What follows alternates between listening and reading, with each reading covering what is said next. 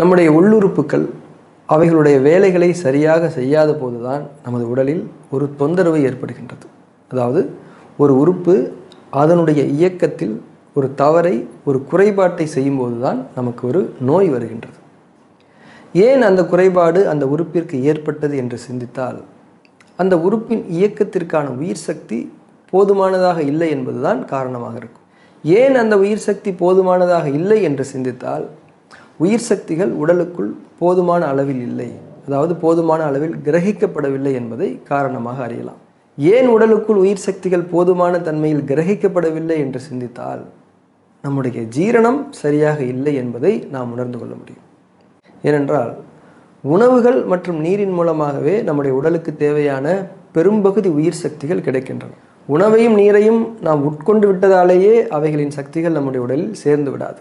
அவைகள் நல்ல முறையில் ஜீரணமாக வேண்டும். ஜீரணத்தின் மூலம்தான் நாம் உண்ணும் உணவுகளின் உயிர் சக்திகள் பிரித்தெடுக்கப்பட்டு உடலுக்குள் கிரகிக்கப்படுகின்றது.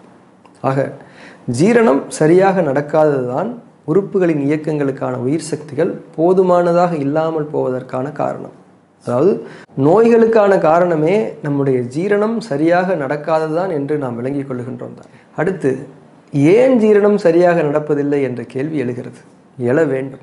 நம்முடைய உடலில் கழிவு நீக்கங்கள் சரியாக நடைபெறாமல் போவது நம்முடைய ஜீரண குறைபாடுகளுக்கான ஒரு முக்கியமான காரணமாக அமைந்துவிடும் என்பதை இந்த இடத்தில் நாம் தெளிவாக விளங்கிக் கொள்வோம்.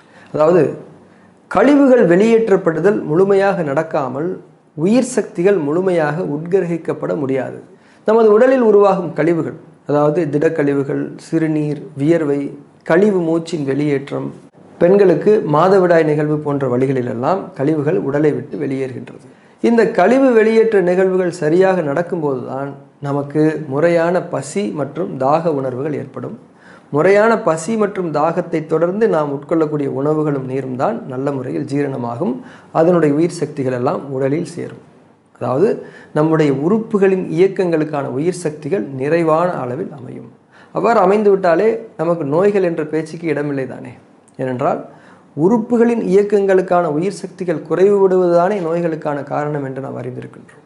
இப்போதுதான் உயிர் சக்திகள் நிறைவான அளவில் நம்முள் அமைந்து விடுகின்றது. இப்போது இன்னொரு கேள்வி, கழிவு நீக்கங்கள் ஏன் நம்முடைய உடலில் முறையாக நடப்பதில்லை? அதுக்கு நிறைய காரணங்கள் இருக்கின்றது. அதில் ஒரு மிக முக்கியமான காரணம் நம்முடைய இரவு தூக்கம் சரியாக இல்லாமல் இருப்பதே ஆகும். அதை பற்றி தான் இந்த பதிவில் நாம் பேச இருக்கின்றோம்.